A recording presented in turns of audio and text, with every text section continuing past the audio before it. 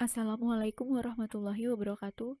Kami dari kelompok 6 akan mempresentasikan mengenai ketimpangan ekonomi. Kami yang beranggotakan, yang pertama Giardi Prismadewi dengan NPM 202301009, yang kedua Lintang Sesari dengan NPM 202301012, yang ketiga Nurul Hidayah dengan NPM 202301018, yang keempat Aulia Damayanti dengan NPM 202301028, yang kelima, Clarissa Kusnul Faulia dengan NPM 202301041. Yang keenam, Siti Julaika dengan NPM 202301051.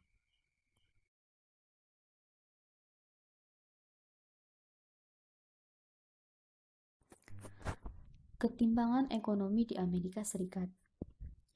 Ukuran ketimpangan ekonomi yang paling umum digunakan adalah distribusi pendapatan tahunan.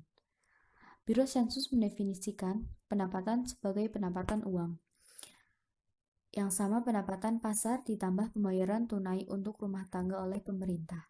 Pendapatan pasar sama dengan upah, bunga, sewa, dan keuntungan yang diperoleh di pasar faktor sebelum membayar pajak pendapatan. Gambar 19.1 menunjukkan distribusi pendapatan tahunan di 117,5 juta rumah tangga di Amerika Serikat pada tahun 2009. Perhatikan bahwa sumbu X mengukur pendapatan rumah tangga dan sumbu Y adalah persentase rumah tangga. Pendapatan rumah tangga yang paling umum disebut mode pendapatan. Diterima oleh 6% rumah tangga yang pendapatannya turun antara $20.000 dan $25.000. Nilai $22.000 yang tertera pada gambar itu adalah perkiraan. Pendapatan rumah tangga tingkat menengah pada tahun 2009 disebut dengan median pendapatan, yaitu $49,777. 50% rumah tangga memiliki pendapatan yang melebihi median dan 50% memiliki pendapatan di bawah median. Rata-rata pendapatan uang rumah tangga pada tahun 2009 disebut dengan pendapatan, yaitu $67.976. Jumlah ini sama dengan total pendapatan rumah tangga sekitar $8 triliun dibagi dengan 117,5 juta rumah tangga. Kita dapat melihat pada gambar 19.1 bahwa moda kurang dari median dan median kurang dari rata-rata. Fitur distribusi pendapatan ini memberitahu kita bahwa ada lebih banyak rumah tangga dengan pendapatan rendah daripada pendapatan tinggi. Ini juga memberitahu kita bahwa beberapa dari mereka yang berpenghasilan tinggi sangat tinggi. Distribusi pendapatan pada gambar 19.1 disebut dengan distribusi miring positif, yang berarti ia memiliki ekor panjang dengan nilai tinggi. Distribusi ini kontras dengan lonceng yang menggambarkan distribusi ketinggian orang. Dalam distribusi berbentuk lonceng, median, dan mode semuanya sama. Cara lain untuk melihat distribusi pendapatan adalah dengan mengukur persentase total pendapatan yang diterima oleh setiap persentase rumah tangga. Data yang dilaporkan untuk 5 kelompok disebut kuintil atau bagian kelima, masing-masing terdiri dari 20% rumah tangga. Distribusi pendapatan miring secara positif. Pendapatan mode atau paling umum kurang dari pendapatan median atau menengah, yang ada gilirannya lebih kecil dari pendapatan rata-rata. Distribusi yang ditampilkan di sini berakhir pada angka $250.000 karena data di atas level tersebut tidak tersedia, tetapi distribusinya naik hingga beberapa juta dolar setahun.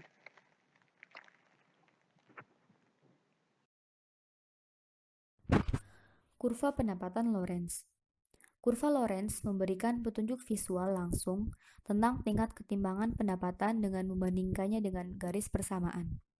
Garis ini yang diidentifikasi pada gambar 19.3 menunjukkan seperti apa kurva Lorenz jika setiap orang memiliki tingkat pendapatan yang sama.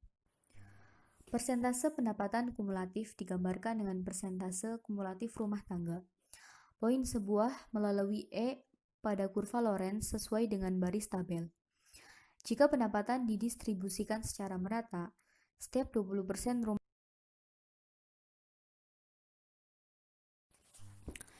distribusi kekayaan. Distribusi kekayaan menyediakan cara lain untuk mengukur ketimbangan ekonomi. Rumah tangga kekayaan adalah nilai dari hal-hal yang dimilikinya di titik waktu.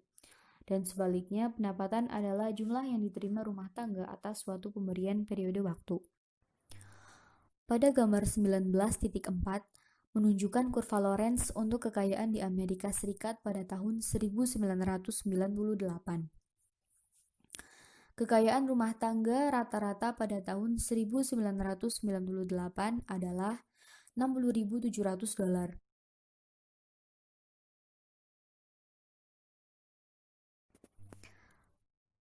Kekayaan atau pendapatan. Kekayaan adalah persediaan aset, dan pendapatan adalah aliran pendapatan yang dihasilkan dari persediaan kekayaan. Misalkan, seseorang memiliki kekayaan senilai $1 juta. Jika tingkat pengembalian aset adalah 5% setahun, maka orang ini menerima pendapatan sebesar $50.000 setahun dari aset tersebut. Kita dapat menggambarkan kondisi ekonomi orang ini dengan menggunakan kekayaan $1 juta atau pendapatan $50.000. Ketika tingkat pengembalian adalah 5% setahun, $1 juta kekayaan sama dengan $50.000 pendapatan untuk selamanya. Kekayaan dan pendapatan hanyalah cara berbeda untuk memandang hal yang sama. Namun, pada gambar 19.4, distribusi kekayaan lebih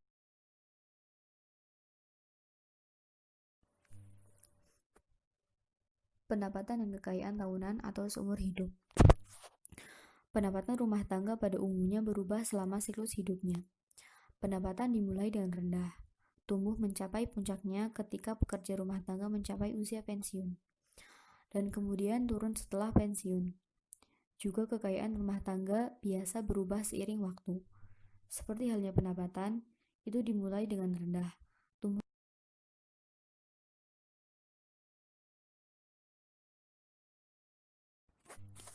Tren ketimpangan. Untuk melihat tren dalam distribusi pendapatan, kita memerlukan ukuran yang memungkinkan kita membuat peringkat distribusi pada skala yang lebih setara dan kurang setara. Tidak ada skala yang sempurna, tetapi yang paling banyak digunakan disebut rasio Gini. Rasio Gini didasarkan pada kurva Lorenz dan sama dengan rasio luas antara garis persamaan dan kurva Lorenz ke seluruh area di bawah garis persamaan. Semakin besar rasio Gini, semakin besar tingkat ketimbangan pendapatan. Jika pendapatan didistribusikan secara merata, kurva Lorenz sama dengan garis persamaan, sehingga rasio Gini adalah 0. Jika satu orang memiliki semua pendapatan dan semua orang tidak memiliki menghasilkan, rasio Gini adalah 1. Ketimpangan dalam ekonomi dunia. Ketimpangan ekonomi adalah perbedaan pembangunan ekonomi antar suatu wilayah dengan wilayah lainnya secara vertikal dan horizontal yang menyebabkan disparitas atau ketidakpemerataan pembangunan. Distribusi pendapatan di negara terpilih. Dengan memeriksa data distribusi untuk setiap negara, kita dapat membandingkan tingkat ketimpangan pendapatan dan mengidentifikasi negara dengan ketimpangan yang paling banyak dan negara dengan ketimpangan paling kecil. Ketimpangan global dan trennya. Distribusi pendapatan global jauh lebih tidak setara daripada distribusi di negara manapun. Pasalnya, banyak negara terutama di Afrika dan Asia berada dalam tahap pembangunan ekonomi pra-industri dan miskin, sedangkan negara industri seperti Amerika Serikat kaya. Ketika kita melihat pada distribusi pendapatan di seluruh populasi dunia yang berawal dari orang Afrika yang berpenghasilan rendah menjadi orang Amerika terkaya yang berpenghasilan tinggi, kita mengamati tingkat ketimpangan yang sangat besar. Sumber ketimpangan ekonomi. Ketimpangan muncul dari hasil pasar tenaga kerja yang tidak setara dan tidak kepemilikan modal yang tidak setara. Pasar tenaga kerja dan 3 fiturnya yang berkontribusi terhadap perbedaan pendapatan, yaitu yang pertama, modal manusia, yang kedua, diskriminasi, yang ketiga, kontes antar superstar. Tren ketimpangan dijelaskan oleh perubahan teknologi dan globalisasi. Sekarang saya akan menjelaskan perubahan teknologi informasi seperti komputer dan pemindai laser pengganti untuk tenaga kerja berketerampilan rendah. Mereka melakukan tugas-tugas yang sebelumnya dilakukan oleh tenaga kerja berketerampilan rendah. Pengenalan teknologi ini menurunkan produk marginal dan permintaan akan tenaga kerja berketerampilan rendah. Teknologi yang sama ini membutuhkan tenaga kerja berketerampilan tinggi untuk merancang, memprogramkan, dan menjalankannya. Tenaga kerja keterampil tinggi dan teknologi informasi melengkapi. Jadi, pengenalan teknologi ini telah meningkatkan produk marginal dan permintaan akan tenaga kerja berketerampilan tinggi. Diskriminasi adalah kemungkinan sumber ketidaksetaraan lainnya. Saya akan menjelaskan pada grafik gambar 19.9 menunjukkan kurva penawaran perempuan kulit hitam dalam bagian A dan laki-laki kulit putih di bagian B. Nilai produk marginal penasihat investasi ditunjukkan oleh dua kurva berlabel FVMP di bagian A dan B, sama untuk kedua grup. Jika setiap orang bebas dari ras dan prasangka jenis kelamin, pasar menentukan tingkat upah 40.000 setahun untuk penasihat investasi, tetapi jika pelanggan berprasangka buruk terhadap perempuan dan minoritas, prasangka ini terancam dalam tingkat upah dan lapangan kerja. Misalkan nilai yang dirasakan dari produk marginal perempuan kulit hitam ketika didiskriminasi adalah VMPDA. Misalkan nilai yang dirasakan dari produk marginal untuk laki-laki kulit putih. Kelompok diskriminasi dinilai mendukung adalah VMPDF. Dengan ini VMP kurva perempuan kulit hitam mendapatkan 20.000 setahun dan hanya 1.000 perempuan kulit hitam bekerja sebagai penasihat investasi. Laki-laki kulit putih berpenghasilan 60.000 setahun dan 3.000 diantaranya bekerja sebagai penasihat investasi. Dengan kesimpulan, tanpa diskriminasi, tingkat upah adalah 40.000 setahun dan 2.000 dari setiap kelompok dipekerjakan. Dengan diskriminasi terhadap orang kulit hitam dan wanita, nilai produk marginal kurva bagian A adalah VMP dan VMPDA dan itu di bagian B adalah VMPDF. Tingkat upah untuk wanita kulit hitam turun menjadi 20.000 setahun dan hanya 1.000 orang yang dipekerjakan. Tingkat upah untuk kulit putih naik menjadi 60.000 setahun dan 3.000 Perbedaan tingkat spesialisasi. Selanjutnya saya akan menjelaskan mengenai pemisalan antara pilihan Bob dan pilihan Sui. Pilihan peningkatan jumlah rumah tangga adalah setiap orang membedakan antara mencari nafkah dan melakukan beberapa pekerjaan rumah tangga. Tetapi di kebanyakan rumah tangga, Bob akan mengkhususkan diri dalam mencari nafkah dan Sui akan mendapatkan penghasilan dan menanggung bagian tugas yang lebih besar untuk mengurus rumah. Dengan alokasi ini, Bob mungkin akan mendapatkan lebih dari Sui. Jika Sui mencurahkan waktu dan upaya untuk memastikan kesehatan mental dan fisik Bob, kualitas tenaga kerja pasar Bob akan lebih tinggi daripada jika ia melakukan diversifikasi. Jika perannya dibalik, Sui akan mampu memasok tenaga kerja yang berpenghasilan lebih dari Bob. Untuk menguji apakah tingkat spesialisasi mempengaruhi perbedaan pendapatan antara jenis kelamin, ekonom telah membandingkan pendapatan pria dan wanita belum kawin. Dapat disimpulkan bahwa secara rata-rata dengan jumlah modal manusia yang sama, upah kedua kelompok ini adalah sama. Kekayaan yang tidak setara. Ketidaksetaraan kekayaan yang lebih besar itu muncul dari dua sumber, yaitu pola penghematan siklus hidup dan transfer kekayaan dari satu generasi ke generasi berikutnya. Kekayaan antar generasi menyebabkan peningkatan ketidaksetaraan dari konsentrasi kekayaan melalui pernikahan. Selanjutnya saya akan menjelaskan mengenai transfer antar generasi. Beberapa rumah tangga mewarisi kekayaan dari generasi sebelumnya. Beberapa menabung lebih dari cukup untuk hidup selama masa pensiun dan mentransfer kekayaan pada generasi berikutnya. Tetapi transfer kekayaan antar generasi ini tidak selalu meningkatkan ketimpangan kekayaan. Jika sebuah generasi yang berpenghasilan tinggi menabung sebagian besar dari pendapatan tersebut dan menyerahkan kekayaan kepada generasi penerus yang berpenghasilan lebih rendah, transfer ini menurut menurunkan derajat ketimpangan, tapi salah satu ciri perpindahan kekayaan antar generasi menyebabkan peningkatan ketidaksetaraan, yaitu konsentrasi kekayaan melalui pernikahan. Selanjutnya, saya akan menjelaskan mengenai konsentrasi pernikahan dan kekayaan. Orang cenderung menikah dalam kelas sosial ekonomi mereka sendiri, sebuah fenomena yang disebut perkawinan bermacam-macam dalam bahasa sehari-hari. Suka menarik suka, meskipun ada banyak cerita rakyat yang berlawanan menarik. Mungkin karena perkawinan bermacam-macam, kekayaan menjadi lebih terkonsentrasi di sejumlah kecil keluarga, dan distribusi kekayaan menjadi lebih tidak. Redistribusi pendapatan. Redistribusi pendapatan merupakan suatu usaha untuk mewujudkan pemerataan pendapatan dengan cara pendistribusian kembali pendapatan oleh pemerintah.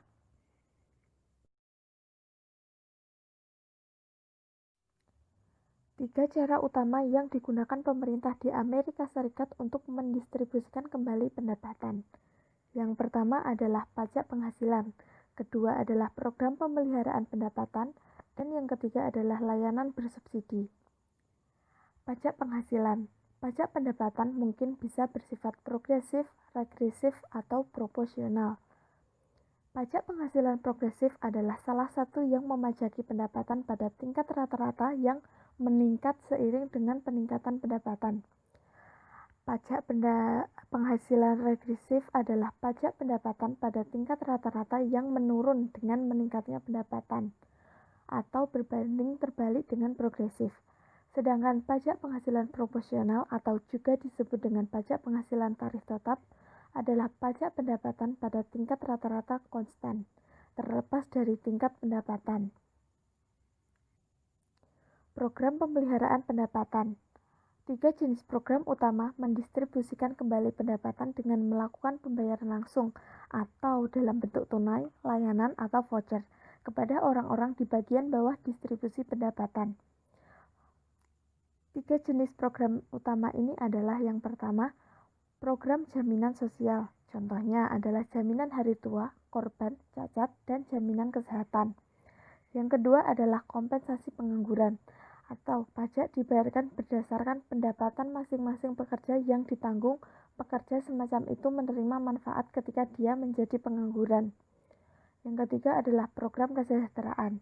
Nah, tujuan dari kesejahteraan itu sendiri adalah untuk memberikan pendapatan bagi orang-orang yang tidak memenuhi syarat untuk jaminan sosial atau kompensasi pengangguran. Yaitu yang pertama, program pendapatan jaminan tambahan atau SSI. Dirancang untuk membantu orang tua yang paling membutuhkan, penyandang cacat, dan orang buta. Yang kedua adalah program bantuan sementara untuk rumah tangga yang membutuhkan atau TANF. Dirancang untuk membantu rumah tangga yang memiliki sumber keuangan tidak memadai. Dan yang ketiga adalah program stempel makanan, dirancang untuk membantu rumah tangga termiskin mendapatkan makanan dasar.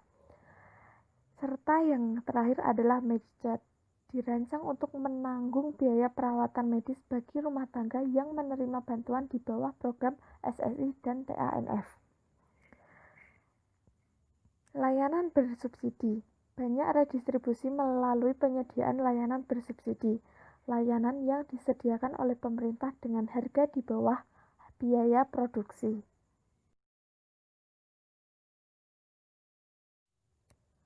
Pengorbanan besar. Redistribusi pendapatan menciptakan apa yang disebut dengan pengorbanan besar, pertukaran antara ekuitas dan efisiensi. Pengorbanan besar muncul karena redistribusi menggunakan sumber daya yang langka dan melemahkan insentif. Redistribusi yang efektif berupaya mendukung solusi jangka panjang untuk pendapatan rendah, yaitu pendidikan dan pelatihan kerja, sehingga memperoleh sumber daya manusia yang berkualitas. Sekian presentasi dari kelompok kami. Apabila ada salah kata kami mohon maaf. Wassalamualaikum warahmatullahi wabarakatuh.